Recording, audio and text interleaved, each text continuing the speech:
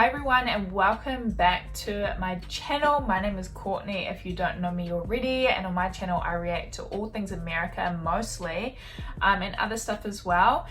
But in today's video we are checking out the loss of life in World War I visualized. Of course, if you don't know already, I already did World War II and that was definitely a shock. So check that out if you want to get like the visualization of how many people died in World War II.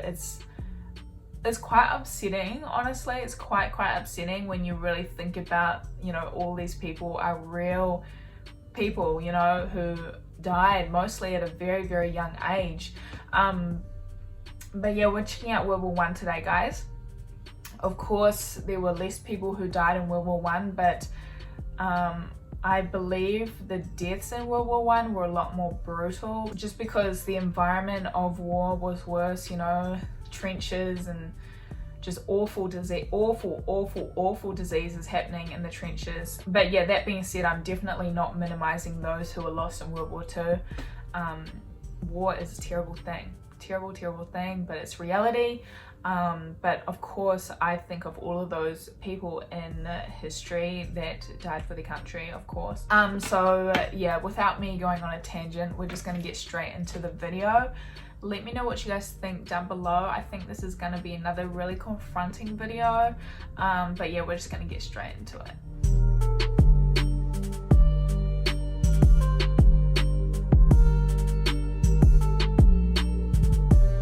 This video is made possible by Skillshare. Learn anything you want to learn with Skillshare for free for 2 months at skl.sh/reallifelore18. I purposefully released this video on the 9th of November 2018. 2 days from now, on the 11th of November, will mark exactly 100 years since the end of the First World War, one of the most destructive and violent wars ever fought in human history. While the Second World War and the destruction it caused often overshadow the First World War, I felt like now would be a good time to remember and visualize the enormous loss of life that the Great War caused. We'll be counting soldiers and civilians separately, as well as deaths and injuries separately. A casualty can be a confusing statistic in war because it means that a soldier has been taken out of action, but not necessarily killed. Each of these models represents 1,000 people who died or went missing, while each of these models represents 1,000 people who were injured, which when combined equal the number of casualties. And we'll begin the counting with the United States. Over 116,000 soldiers died, and another 204,000 were injured fighting against the Germans and Austrians on the Western Front. This amounted to 0.17% of the American population at the time becoming a casualty of war. But America only fought for a little over a year between 1917 and 1918. The war had already been going on for over 2.5 years before that.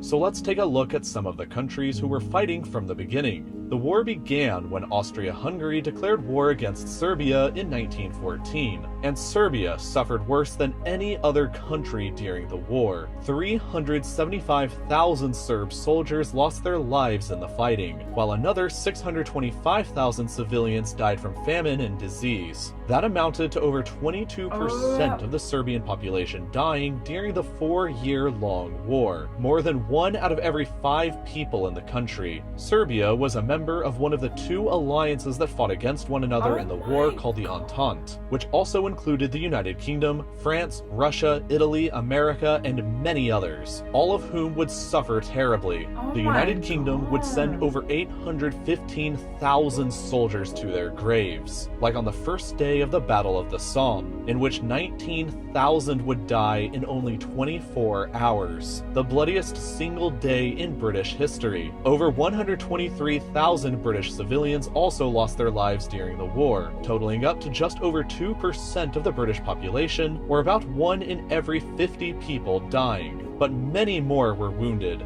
1,675,000 more soldiers, which adds together to 5.77% of the UK population then, becoming casualties of the war. Subjects of the British Empire like Australia, Canada, New Zealand, India, and South Africa also fought in the war and took high casualties. Percentage-wise, New Zealand suffered the worst, losing 3.8% of her population as wartime casualties, while numbers-wise, Australia took the hardest hit, losing over 61,000 of her soldiers and suffering another 152,000 wounded, with Canada and India both not too far behind. But the other major Entente powers lost an incredible amount more. The Italians joined the war in 1915, but in 3 years of fighting suffered 555,000 military fatalities, along with 592,000 civilian deaths. Another 947,000 Italian soldiers became wounded, representing 5.8% of the Italian population becoming casualties, a figure roughly comparable to the UK percentage. But then there's Russia and France, both of whom suffered higher casualties than the entire Serbian population combined during the war. Russia was the first country to come to Serbia's defense during the war and suffered catastrophic losses. 1,977,000 soldiers died fighting against the Central Powers, while another 1,140,000 civilians lost their lives. But Russia suffered vastly higher injuries. 4,350,000 soldiers were wounded during the fighting, which together represents 2.5% of the Russian population that became casualties. These enormous losses eventually helped contribute to Russia's spiral into revolution and their surrender in the war early into 1917. But percentage-wise, the Allied country that suffered during the war the most, besides Serbia, was France. Most of the Western Front took place in northeastern France and Belgium, and during 4 years of fighting, 1,377,000 French soldiers gave up their lives in defense of their country, along with 340,000 civilian fatalities. This represented a loss of life for 4.3% of the entire French population, but many, many more were wounded. 4,266,000 additional French soldiers were wounded or maimed by the war, representing a total casualty amount similar to Russia's, but from a much smaller population. In total, around 15% of France's population became a casualty during the First World War. A horrible loss of life that wouldn't be fully recovered 20 years later at the start of the Second World War. Other Entente countries in order of wartime casualties include Romania, which also suffered terribly at 10.4% of their population becoming casualties, as well as Greece, Belgium, Portugal, Montenegro, and Japan, with only about 1,000 casualties during the entire war. But now let's take a look at the other side, the Central Powers, which were led by Germany. Germany was fighting on 2 fronts for most of the war and also suffered cataclysmic losses. 2,037,000 of her soldiers died fighting in the west and the east, and 594,000 of her civilians died largely due to starvation caused by the Allied blockade of the country. Another 2.5 million German soldiers were wounded during the course of the war, amounting to 7.8% of Germany's population becoming a casualty. While Germany suffered the highest raw numbers of the Central Powers casualties, she didn't suffer the highest percentage-wise. While Austria-Hungary took less casualties overall,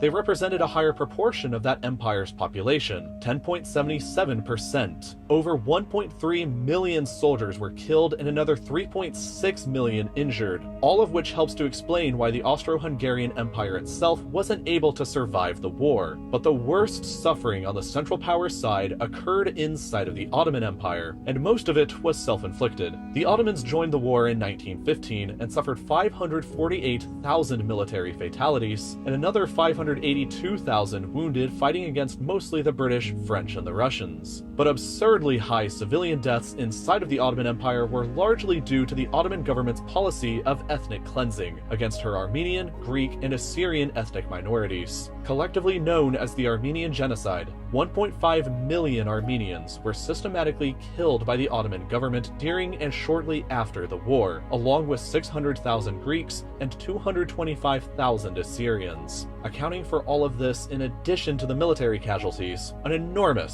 17% of the Ottoman Empire's population was killed or wounded during the conflict, which can also help to explain why this empire too didn't survive long after the war was over. And finally, Bulgaria was another member of this alliance that suffered greatly as well, with 6.8% of their population becoming casualty victims of the Great War. I had in no total, idea and it across was all this countries, bad. about 9 million soldiers lost their lives, as well as 7 million civilians. 36% of all deaths were Entente military, 22% were the Central Powers military, another 22% were Central Powers civilians, and the final 20% were Entente civilians. The So First many World War was civilians. and still remains the bloodiest war ever fought in the history of the United Kingdom, France, Italy, Belgium, Bulgaria, Romania, Serbia, Turkey, Australia, New Zealand, and Canada. The Second World War was actually not as bad for all of these mentioned countries, but it would be worse for others like Russia and Germany. Hopefully, after 2 terrible lessons during the 20th century, humanity will never forget what can happen when we let our differences get the better of us. Lessons of any kind are valuable for both societies and for individuals. And if you made it all the way through this video to here, it's clear that you enjoy learning. So why not learn even more about anything you want to by going over to Skillshare? Well, when you put it in a way where it's like the percentage of the country, how many people passed away due to World War One, it's very, very confronting, and it's just like,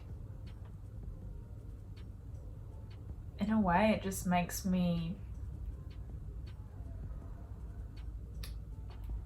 I don't know, I guess I just hate the people who caused the war. You know, all these innocent people died. It's just sad, you know, but it's like nothing can ever change what has happened. And like the narrator in this video said, is the best we can do is learn from it. And of course there was World War II a few decades later, but I don't know, man, it's just sad. It's just sad. I had no idea what, I think it said 3.8% of New Zealand's population were casualties of the war. Yeah, there were some pretty bad decisions made. Gallipoli, if you know or not, that was just a disaster. Yeah, I think a lot about people who have died in wars before us. Honestly, I really, really do. Honestly, I don't really have anything else to say. I think this video has kind of put me in a place where I'm like really sad, honestly. Like, I'm just sad. So I think I'm just gonna leave it there. If you do want to continue the conversation down in the comments, definitely feel free to. I'm sure I'll be okay by the time I put this video out. I think everyone who watches this video in particular knows, you know, never forget the people who came before us and died, for us to have the privilege of living in our countries the way it is at the moment. But I think everyone already knows that who's watching this, right? So I'm preaching to the choir, I'm sure, which is nice to know that, you know, you guys feel the same way about it as I do, you know? So thank you guys so much for watching today's video. It's not a nice one, but it's always a nice reminder. You know what I mean? It's always a humbling reminder that about what came before us, you know? So yeah. All right, guys, thank you so much for watching, and I will see you all in my next video. Bye, guys.